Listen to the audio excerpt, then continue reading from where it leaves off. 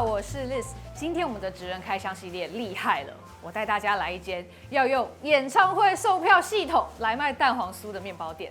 到底是谁这么狂？就是陈耀迅面包部啦。而现在大家所看到呢，就是陈耀迅面包部开店前的景象。而我还要带大家深入他的厨房来看一看，他们有哪些特殊的机器设备，还有陈耀迅师傅是有哪些得到世界冠军的心法哦。现在就大家走进去吧。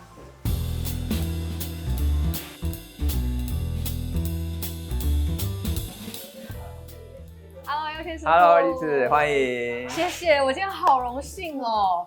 听说我是第一个来拍摄新厨没错，房的首次开箱。哇，大独家，应该很开心吧？可以搬到这个新的地方。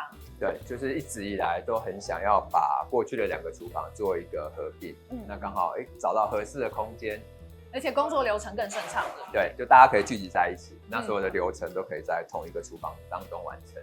而且这里应该是有一些你独家的、你相当得意的配置，来带我们看一下好不好？好啊，好，那我们就往里面走。好，我们往里面走。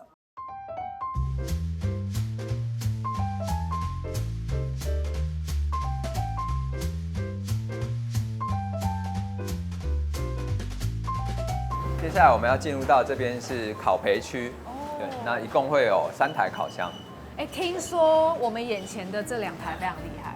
对，其实这2台是来自于日本的平遥王，那一台我们会拿来烤欧式面包，那另外一台拿来烤甜面包。它其实最大的特色是因为它的烤箱内层里面是用富士山的岩石做了一个一体成型的，底部2侧跟上方都有一个厚度大概5 mm 左右的一个岩石，所以它的温度保湿会非常的好。它就是有一点模拟燃烧的那种感觉，对于面包的保湿跟烤焙的时间都有很大的帮助，大概可以缩短面包的烤焙时间1/3左右。然后听说搬这个烤箱进来也花了一份功夫，对不对？因为它的重量非常的重。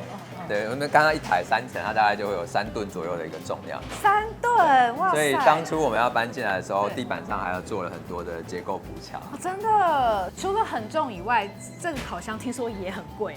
对，它其实1层以现在的市价来讲，1层大概要100万台币左右。1层就100万？对，所以它是以层去计算，就是可能你是购买，你可以买单层、1层、2层、3层。然后你这边有6层。对，因为我觉得它对于面包的帮助非常的大。是。那它带来的那个影响，我觉得是有它的价值存在，所以就是眼睛闭着就买下去了。那蛋黄酥也是从这里烤出来的。对。所以这也是为什么蛋黄酥其实它的底部的特别的酥脆。对，因为它受热就会非常的均匀。原来如此，秘诀就在这里。好啦，所以跟阿妹演唱会同等级的蛋黄酥，就是从这么厉害烤箱烤出来的。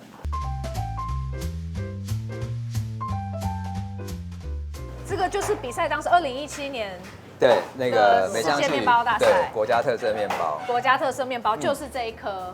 那当时我们设定它在面包的表面是有一个舞狮，就是呼应我们家乡鹿港的那种庙宇活动的一个意象。是。这个舞狮比赛当时是我自己刻的。你自己刻的？那现在我们回来，这个是用雷雕。可是你会刻哦？就用雕刻。是哦，怎么那么画出来之后，多才多艺啊？然后用刻的。是哦。那耀迅师傅，你当初为什么会想要用草莓干来做这款面包？其实当初在设定国家特色面包这一款面包的时候，就是花了很多的时间去构思。一开始就很想要用一些可能在欧洲很少看到的食材，或者是说以前没有人用过的食材，那让大家有一种比较惊艳的感觉。可是后来我的团队或者是我太太就建议我说，其实很多陌生的食材的搭配，搞不好我们做了，评审并不知道我们在表达什么样的东西。所以最后面我们选择用一个大家都熟悉的食材，但是是不同的加工方式。了解。好比说草莓，也许很常看到是在甜点，或者是说我们泡茶用的那种草莓干，它是100%脱水的。可是台湾在制作农产品加工的技术其实是很先进、很卓越的，它可以去控制说，像我们用的草莓干，它可能就还保有70%左右的一个水分，所以它既有外形跟口感，那风味又可以保留住。那我觉得这个把它加在面包里面，也许欧洲的评审他们会觉得是非常的惊艳。了解，就是他们既有点熟悉，但是又有点陌生，对，有点新奇感。对，所以我们就会去介绍说，这一款面包我们想要表达的是台湾在于农产品加工技术上的一个进步。就是草莓可能很多国家都有，日本或者是法国、欧洲都有，可是在于加工做成草莓干，在当时2017年的时候，可能是别的国家没有使用到。很聪明哎，策略成功。对，所以接下来是要送进烤箱了，是不是？那我们在进烤箱之前呢，我们会在面包表面再去做一些割线。那最主要是因为面包它进炉之后会膨胀，对。那如果它没有地方可以去膨胀的那个力道，没有一个地方可以散发的时候，它变成形状上，它就会四处乱窜。它会歪七扭八。对。那所以我们给它一个4个刀痕，让它可以平均的膨胀，就可以维持我们面包正方形的一个外形。我还以为那个花纹是特别漂亮，所以这样做，但是它是有很实际的功能的。对，它就是有它的功用在，那也需要在外形上有一些辅助。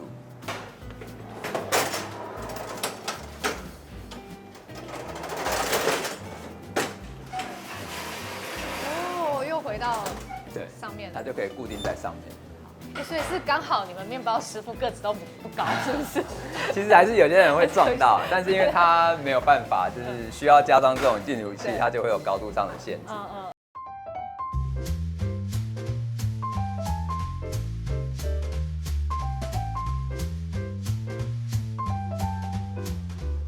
现在我们要看的是我们所有面包的一个发酵区。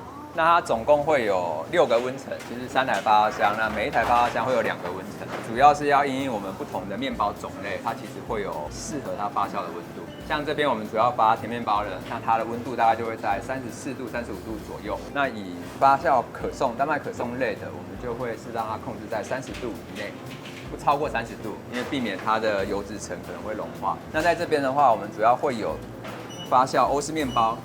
那跟我们有一些品项是做低温发酵，那像这一台它正在降温，它可能就会降到2度C 左右。低温发酵会是哪些面包？会是有点类似鲁邦酸面包。我们会是今天把它成型好，那放在冷藏发酵箱里面，让它去做一个发酵，隔天再做烤焙。那这样长时间的发酵的话，它其实酵母的酸度会更温和，而且会更有味道。对。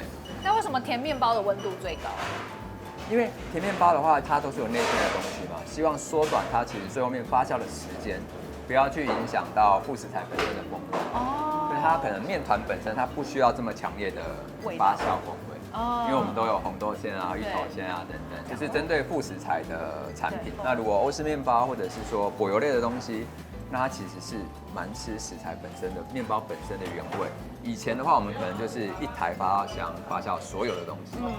那它难免就会，其实每一个东西适合的温层不太一样，在效果上的呈现就比较没那么好，可能2度到3度的误差值，可是对于面包最终的成品本身，它其实是有蛮大的影响。所以师傅刚刚放进去的是要开始发酵的。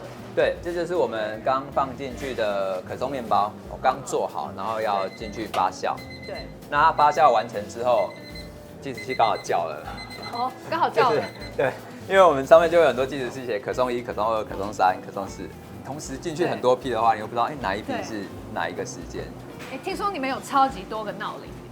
对，你有算过你有几个闹铃？大概会有16个、17个。16个。对，烤箱这边大概会有7至8个。因为我刚刚不断听到哔哔哔哔哔哔哔哔哔，你怎么分辨啊？每个其实大家就要去练就那个听声辨位的功能。听声辨位，因为声音是一样的。对啊，声音都一样啊。然后你们就是要到处找哔哔哔在哪里。对，它这个目前还没有好，这个还没它可能发酵到中段。它发酵到中段。那好的发酵完成的就会在这边。发酵完成在这边，它真的变大了哎。对。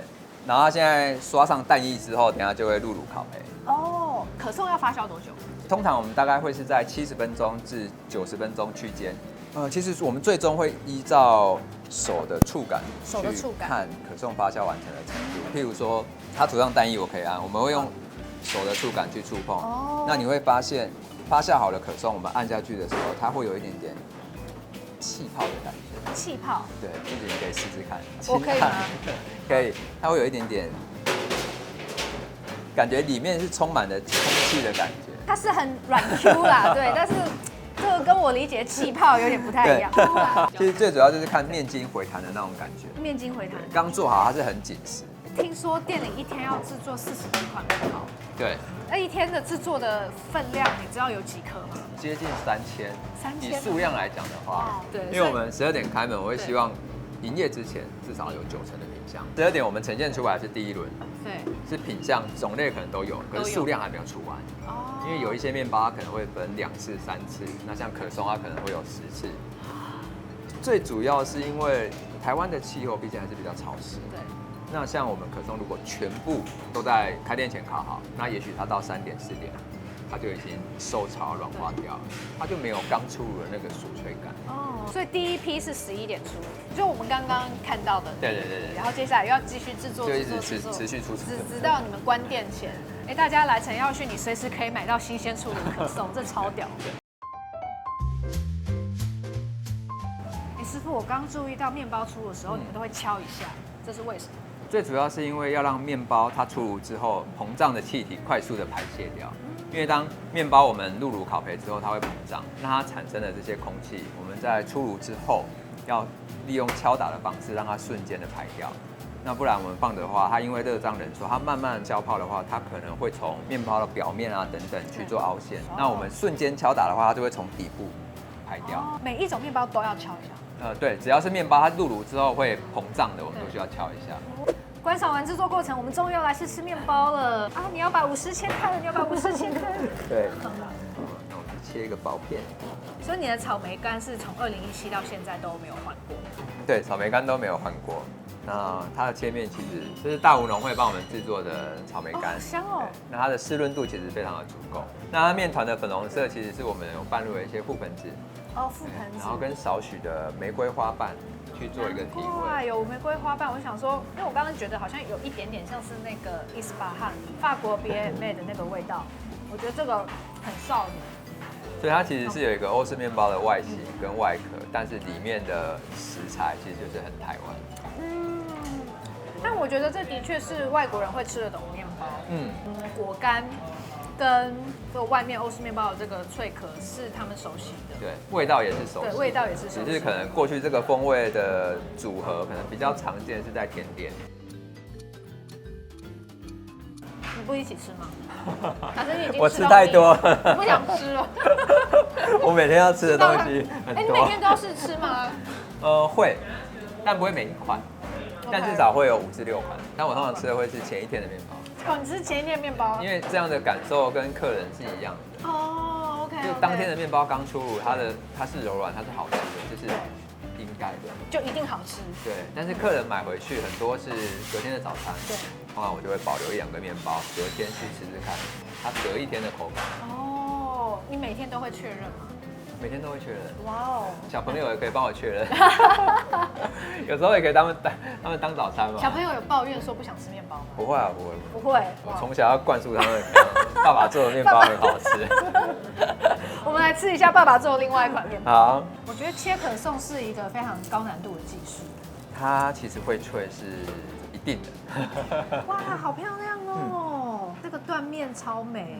它的组织正常来讲，就是要呈现是一个比较蜂窝性的那种感觉，对，然后有一点点奶油的黄，所以切开来，如果说它层次糊在一起，它跟发酵有点关系。如果它层次是很密集的，那其实也许是它的发酵没有这么完整，或是它的奶油的含量并没有这么高，那它就会变得很像面包的感觉。对，直接咬了。最佳的吃法，最佳直接咬。